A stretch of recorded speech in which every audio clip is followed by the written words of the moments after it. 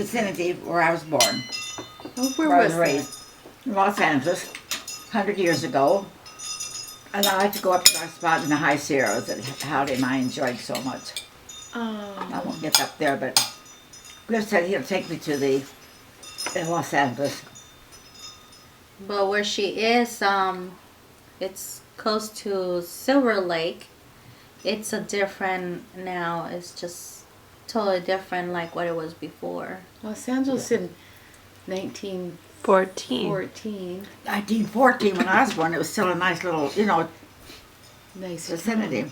I went to school there, and I was raised across the street from the old studio. And the Max, you don't remember Tom Mix's Corral, Cowboys, do you? Well, Tom Mix. No, I mean, we came into the 50s, so it was black and white TV and reruns from Lucille Ball, and, we had a lot of television, but I think I would just missed that era there. Well, I was raised around the Cowboys, Tom Mix and Hoop Gibson. My mother had a restaurant across the street from the studio. And my father had a barber shop and a pool room. Well, the Cowboys were up about 2 miles up the road, and they'd come down. And I was raised with cowboys. Like real cowboys? Mm-hmm. Or could pretend cowboys. No, well, they made pictures with Hoop Gibson. Oh, so they were real. And Tom Mix. Okay, so they used real cowboys to stage these cowboy movies. And Oh. My mother used to pack, when they'd go out on location, she'd pack all their lunches and all. And, for Pete's sake. This is pictures of her when she's standing in the carpet. When you're sitting on the carpet. The red carpet? No, it's just when she was baby. oh my gosh, you showed those. Bare baby pictures. Her baby pictures. So just the one on the pool table, honey. That's the one That's the right one, here. Okay. That's the one there. Yes, it's you, I can tell. Almost 100 years. No, I can't really. It's 100 years. So when this is 1915 about, you were just a little baby here. I was born 14. I was adopted. And you were adopted. So your father and your mother worked for the movie business then. Mm-hmm. And so no wonder your brother... My brother's 13 years older, and he worked in the cutting room then. He was starting as an editor for Maxent Studio. That was the first motion picture studio. Huh. Because there were some times of prosperity in the 20s, in the 1920s. Yes, but then good. This is her brother and her mom. So this is... Bill. Okay. But was he adopted too then, Darlene? No. And he's the one who was the He was movie my guy. mother's Yes. son, you know. Well, he was And he was dashingly handsome, wasn't he? He was 16 years old when he started working with the in his Maxent Studio. Look here with her big ribbon in her head. Oh my gosh, what are you showing? Your picture. I've never seen these. They dressed you like a little dolly. Yes. Look at her big smile right there. I haven't seen some of those pictures even. You have them in the box, honey. Remember we were looking through it last time? Look at these dolls you had, Darlene. Hmm? You had lots of dolls and toy Well, things. I was a spoiled brat. Look, she's here in Tijuana, 1922, with a horse.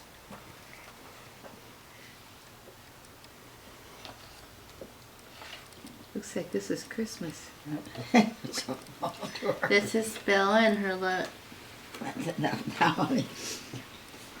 And it's Horton. Your name was Horton? Hornbeck. Hornbach. Hornbeck. Hornbeck. William Hornbeck. Yeah, his name was William Hornbeck. Well, my name was DeVee. To be. D-A-V-E-E, uh-huh. So how did he come across the name Hornbeck then? Well, that was my mother's first husband's name. Oh. And then, She's Did showing she her legs. remarry? and then when they adopted me, he was, her second This is husband was Darlene? David. Yes, she's rolling I see. her bicycle there. What a cutie pie. Huh? You're in shorts there, riding your bicycle in front of your home. Do I have a dog on the back? The dog in the back. Yeah, here's her little dog, the black one. What's his name? Frisky. Frisky, and a kitty there. That was her first little Oh, doggy. honey, I don't want to see all those pictures. Oh, yes, we do. I know my husband said, I said, can we have a little dog? Yes. He said, well, okay, you pick one out. Get a male with a short tail. Okay. I came home with a female with a long tail. With the dog. Well, she's, Uh-huh. yeah, looks like I she's picked out the got runt. Here's a little Frisky picture of it. She was just like a human being. So your first husband was, That's it. That what one. did he do, Darlene? Your first husband, she says. Oh, pardon? Your first husband, what did he do? My first husband? You have to Yes. speak up. Your first husband. My was Stultz, S-T-U-L-T-S. Yeah, but what he used to do, that's what she's asking you. Oh, he was with the Signal Oil and Gas Company. Okay. It was during the war. Okay, I graduated from Poly in 19... when did we get married? What a handsome couple. He was a nice fellow. This was her first home in Long Beach. You're as tall as he is. Oh, is that cute or what?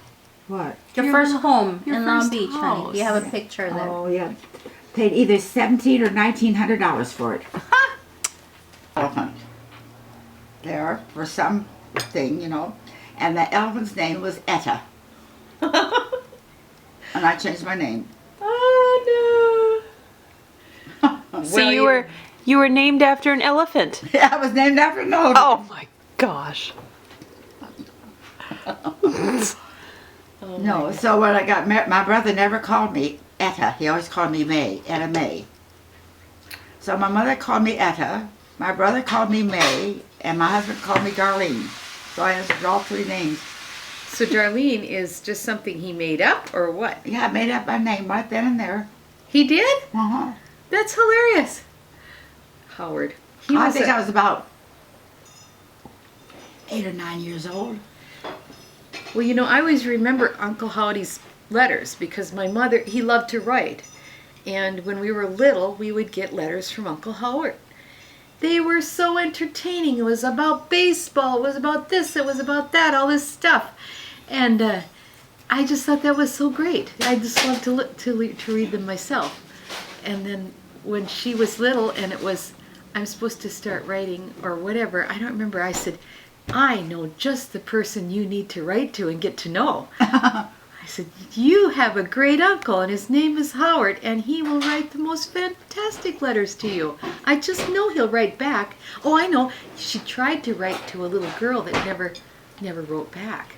It was a pen pal. I said, I true. know the pen pal Yes. for you. You write to Uncle Howard and he will write back to you. And so she had this wonderful dialogue with him. Oh, he loved to write. Yes, he did. So that's the way that went. Yes, yes. The gate here, you know. So I said, Howdy, would you look after, I called my car then Elizabeth. I said, would you take care of Elizabeth while I'm gone, you know, see that she's all right? Gas and everything. Oh, yeah. So that was the start of it. And then his son lived in Ventura. And when I came back off of my trip in after Hottie died in 82, I mean, Jim died in 82. Why, when I came back, I found out my brother had pancreatic cancer. Yes. So I took care of him in 83. And Hottie would come up then to see his son, who lived in Ventura at that time.